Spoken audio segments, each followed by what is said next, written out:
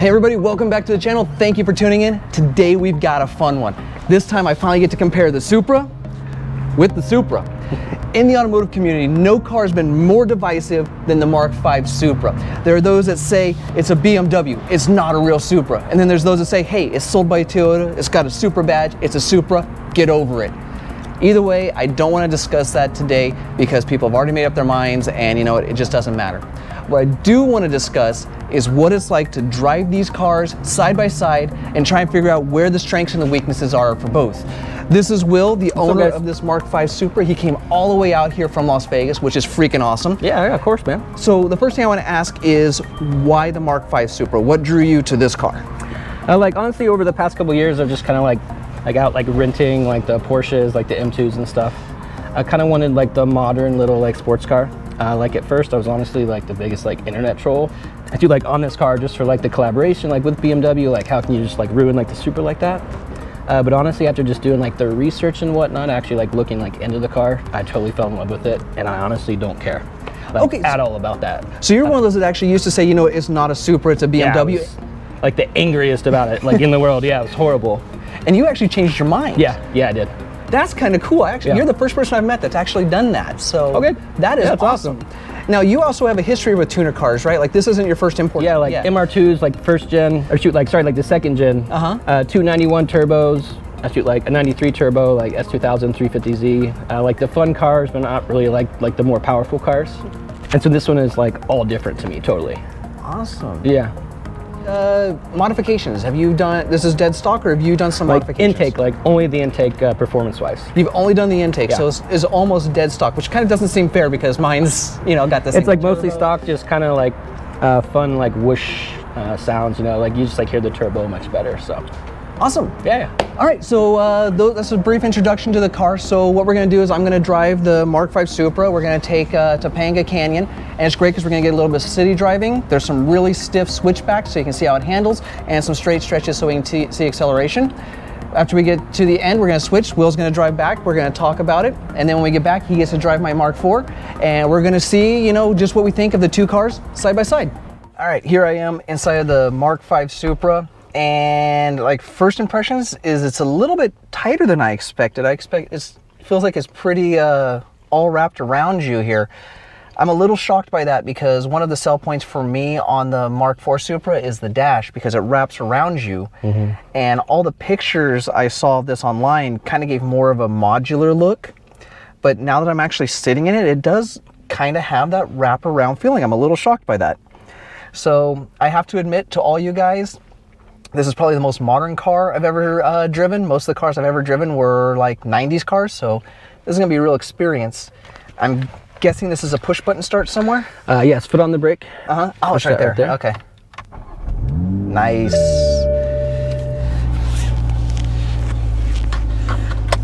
And I feel I've lost my advantage. So I won over all the other cars I've driven because mine had air conditioning and theirs didn't. This one, right. I saw it, yeah. This one has AC. This one has AC, so I'm a little bit of, I don't have my advantage anymore. Oh, this has a heads-up display. Yeah. Oh, yeah, that's a nice one too. I don't know if I'd be it'll do speed, like it'll do like the navigation too. Well, I'm used to kind of like more of like the digital clock looking one. This one looks very high res. That's wow, pretty cool. That's nice. Okay.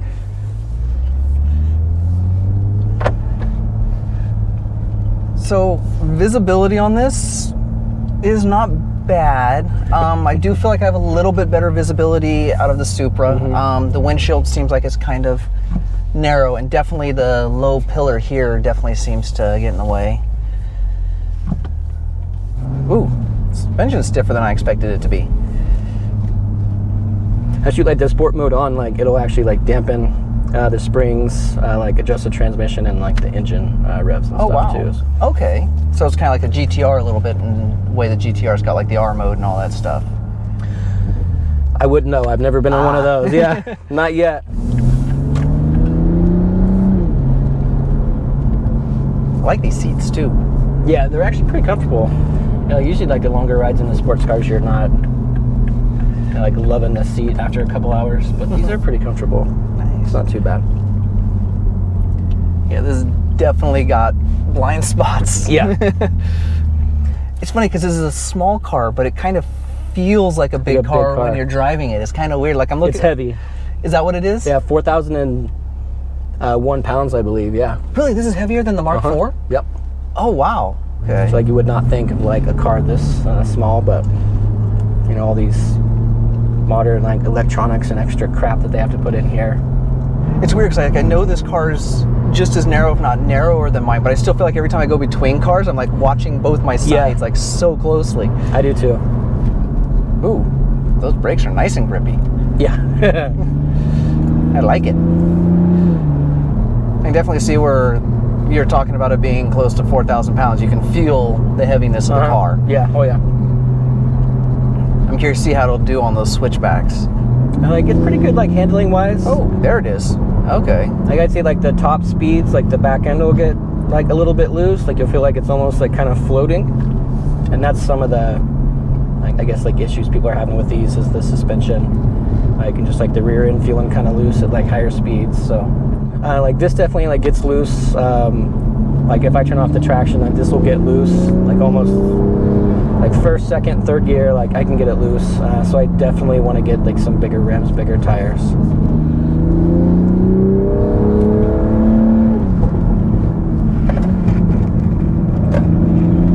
Oh, I can definitely feel it in the rear end. Yeah. Yeah. I can feel that. It definitely feels like it wants to get planted, slippy. but like the rear end is just like kind of. Yeah. It feels like it wants to get slippy back there. Yeah. Wow, I haven't felt that before. Like I've never like lost control of it, but like you definitely feel like it's almost there. So like you don't want to push it too hard. So if you're looking for drifting, this would definitely be a great platform. Oh yeah, yeah. There's some people that have done some pretty cool drift cars with this already. Yeah, there you go. It's so funny how it downshifts and rev matches itself. Yeah. I'm used to having to heel toe to get that.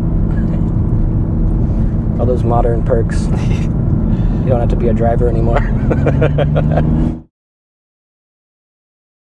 So the fun part about this is like the traction, like I can turn off. Oh, But the vehicle stability like actually stays on. So I can get like the back end loose, but it'll still kind of keep me in line. If I... That like it kind of got loose, but it still kind of kept me in line. Okay. But it's pretty good, like it's fun, but it's not, like you're not gonna like really lose control of the car. Okay, because I was kind of being conservative because going around those corners, it felt like that rear end, it wanted to break loose for some reason, even though I really wasn't pushing it hard. Mm-hmm. But it's nice to know there is a stability control that if it does, it'll kind of help. Like it'll like hold, but it definitely feels like it's gonna come loose. Which is amazing because here on the passenger side, it doesn't feel like that at all. Oh, well, there it did just a second. Yeah. Okay, there's the speed. As a passenger, though, it's not bad to sit in. You know, I can see all the dash if I want to adjust. It's got dual. Oh no, it's got single climate control. Oh no, it is a dual climate control. Dual, yeah, I can actually see the buttons. You can change that one. And you got the backup camera too. Yeah. So much technology.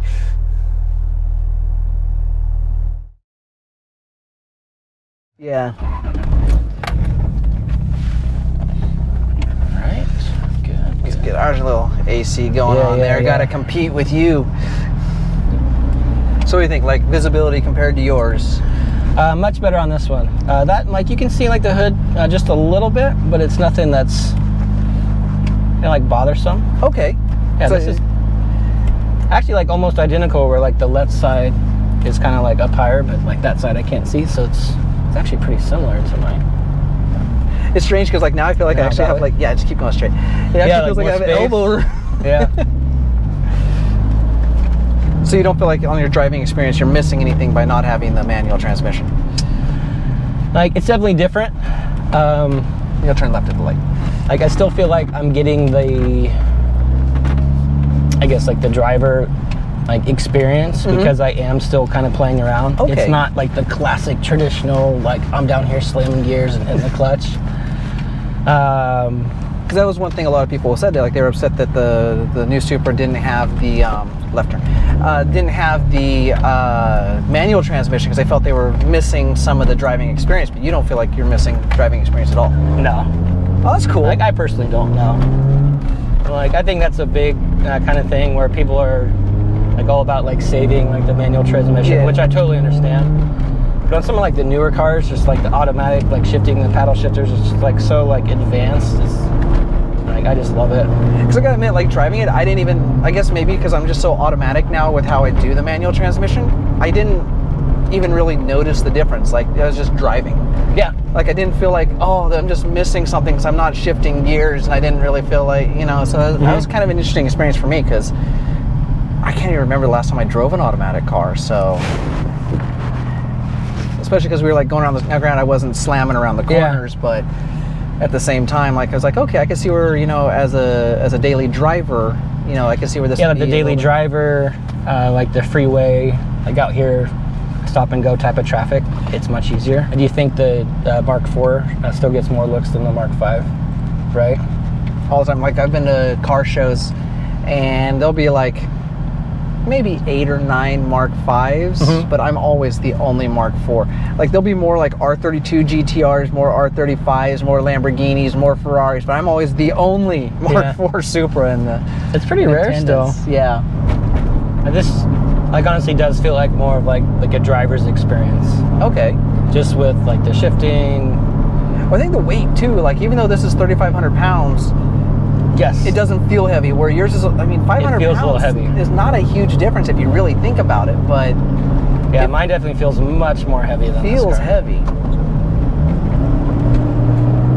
Might as well go for it.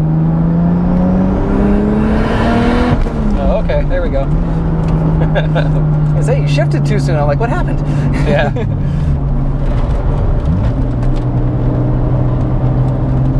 Yeah, so that, I kind of felt like pretty good grip. It didn't like really kind of pull me, but I still felt like it was like pretty close to getting loose, but it definitely feels like very controlled. It's not, like, it's kind of hard because I don't want to push it too hard. Oh yeah, you don't This know is the your limits. car? Yeah, and I felt the same way with your car. I don't want to take it to limits because I don't know where those limits are on the car. I found that in its current configuration, I tend to get more understeer than oversteer. Yeah, that's what I was feeling. Yeah. Like I had to kind of fight it, but it was almost kind of good. Like I didn't actually fight it. Actually, to like the point where I was like actually struggling. It just kind of made it like more driver. And you'll hear it. The tires will bark at you when you start getting close to the limits. Yeah, it's definitely this is like the Supra. Like, I love my car, but this is the Supra.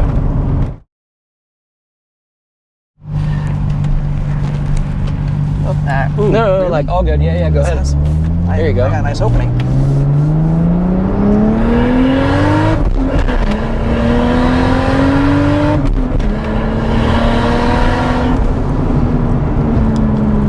That's much more fun when you drive it. Yeah. So one of the first things I noticed back in mine that actually I realized about yours that I definitely miss already, the cup holders. Oh yeah. I miss the cup holders. I was able to put my cell phone in there if I wanted to get, like, you know, something to drink. Oh, like, don't they have like little mods where you can do like off the vents or off? I think there's a way someone like bolts it into here. Or in my case, I just tote my wife. She's my cup holder. Yeah. Yeah, that's true. I didn't mean that, honey. Yeah, mine doesn't feel as feels pretty nice. rear end happy as yours does. Yeah. But I almost wonder if they did that on purpose with the popularity of drifting and everybody thinking drifting is like the in thing. If they intentionally set it up to be a more slippier rear end so people can do that. Could be. You know what both the Supras though have in common that I don't like? What's that? The steering wheels just feel so wide. Like, I felt like they really needed a smaller steering wheel. Yeah. You know what else I'm noticing that's kind of weird that I didn't really think about? Mm-hmm. I feel like I sit lower in this car. Yeah, you do. I definitely noticed that too. Like, you feel more like in control, not I feel like on top. Yeah, I feel like my butt's closer to the pavement. Yes. Yeah. I can say though, from a passenger point of view, I do think that yours is a little bit better from a passenger point of view. Like if I was going to be a passenger, I'd much rather be a passenger in the Mark V than I would in the Mark IV. And part of that's because like the dash, like if you look, you really can't see. Yeah, it's like all geared towards you, which is kind of nice. Like you're in control, you know? Yeah. But as like a passenger. Like I don't want like my passenger messing with my stuff. Those were my settings. Yeah. Stop. This is a great car, man. You know, looking at your car, like I see you went with the duckbill. For me, I would have to put a wing on that. Yeah. Like it seems like I just think like on like the modern cars, like the big wings, it's almost like the classic look on like the modern body, and it just kind of clashes. This might look a little unusual to you all. You're probably expecting me to go to the wrap-up, which you'll see after this. What happened was it's been a few days since I did the drive with Will and his Mark V Supra, and I was editing the footage and realized there was two things we forgot to discuss during the drive. The first thing that we missed was talking about the rear hatch space, you know, what you can put in and take out of the car. To me, it seems like the Mark IV Supra can haul more stuff than the Mark V. It seemed to have a much bigger rear hatch space, especially when you lay the rear seats down. However, the Mark V seemed to have a deeper hatch space. If you haven't seen my video where I talk about the 5 reasons why the Supra is a horrible daily driver, I'll go ahead and leave a link to that right above my head. I'll also leave a link to it in the description. One of the things I discuss in that video is how as you put stuff in the rear hatch of the Supra, the higher it gets, the harder it is to see out that rear window. Like I've carried groceries before and sometimes I get over 6 bags and it gets kind of hard to see out the rear view mirror. The Mark V seems to have realized that, and they built the rear hatch a little bit higher up so you can stack higher things in there and still be able to see out the back without an issue. However, as I said, I do feel that the Mark IV would be able to haul more stuff than the Mark V simply because the hatch area is bigger. The other thing that we didn't talk about was the engine bay. I was very shocked when we opened up the hood to the Mark V, and I don't remember seeing this when I saw the car during the launch party, probably because I really wasn't thinking about it, but there's actually a lot of space in the Mark V engine bay. You can actually get your hands in there and work on the car yourself. If you're like me and you like to do all your own wrenching, that's a big plus for me.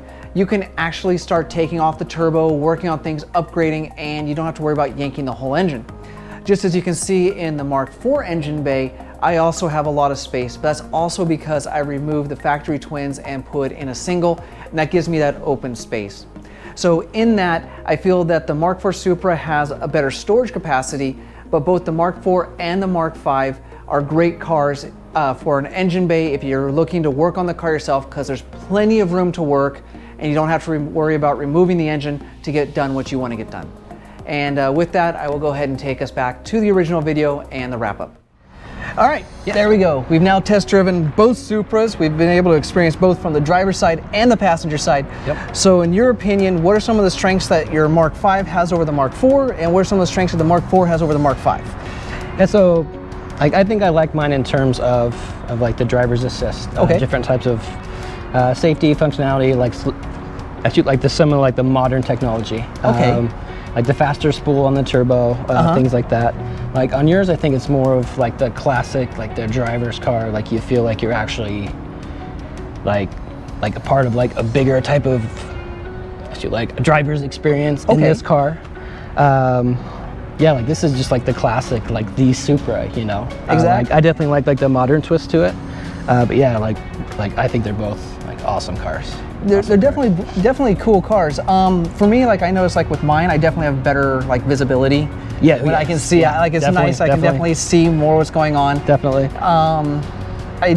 Unfortunately, it's very difficult to judge like power levels because unfortunately, it's comparing a modified car to a stock car. Yeah. And that's just not fair. I found it really interesting though that they were opposite spectrums when it came to handling. Where yours felt like it wanted to get tail happy. Yeah, like more back end was kind of loose, where yours was had a little bit of understeer. Yeah. So I thought that was really interesting. One of the things that we noticed, or at least I noticed after we parked it when we were done, the proportions are remarkably similar. Like the hood length is about the same, the door length is about the same. I think a little bit bigger on the rear end. I thought that was interesting. I never noticed that before. Yeah, yeah. Like I didn't either. That was kind of a nice point. So gonna break it down now. So if you're gonna have one car as a daily driver and one car as like a track car or weekend car, yes, you can pick either the same car or a different car. This would be the daily, that would be my toy, yeah. That would okay. Yeah, for sure. And I'm actually, you know what's funny is I would actually probably keep this as both my daily and my track car over this. And it's only because the interior on this, I mean, granted the dash is cooler than I thought it would be, but I felt like really like squeezed in on that. And I really didn't care for that. Something I've never talked about though when it came to other cars is I felt I had a better passenger experience. Yeah, that's what you were saying. In your car than I did kind of interesting. In mine. So I thought that was really interesting. I never thought about that because, like, I mean, we know that like the dash on this one's like no passenger is going to look at this, and this one's nice and open. But the seat feel, I felt like I actually had a better time as a passenger in your car than as a driver in your car. It's just like the modern, a type of twist, a different.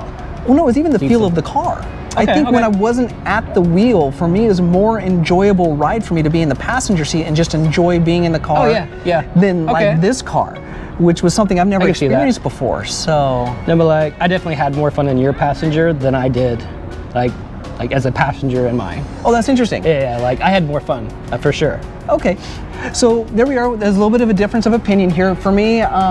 And no offense to your car, because it is a cool car. I just felt mine, to me, would be a better driver's car and a better daily driver. You felt yours was a better daily driver, and that's totally cool. Like I said, it is well engineered. But yeah, so there we go. I hope that helps some of y'all if you're looking at both the Mark IV and the Mark V, because they are kind of in the same price range. It's just going to depend on what you want. I think it comes down to their creature comforts. Like if you like the technology, and I got to admit that was kind of cool. You know, your heads-up display is freaking gorgeous in that car. I was distracted by that left and right. But for me, just for the driving experience, to me, this is just the winner. But there again, that's why they make different cars. People are going to like different things. So in my opinion, I do think the Mark IV is better than the Mark V, but that's just my opinion. I hope this all helps. Now you actually have an Instagram, right, that people can follow you on? Yes, I do. Supra _ Will. Supra _ Will. And I will leave a link to that in the description below. Thanks, man. If you did like this video, don't forget to hit that like button. You can also follow me now on Facebook, Instagram, and Twitter. I will also leave links for those in the description down below. Don't forget to subscribe to my channel. I thank you all for watching, and I'll see you all out on the road.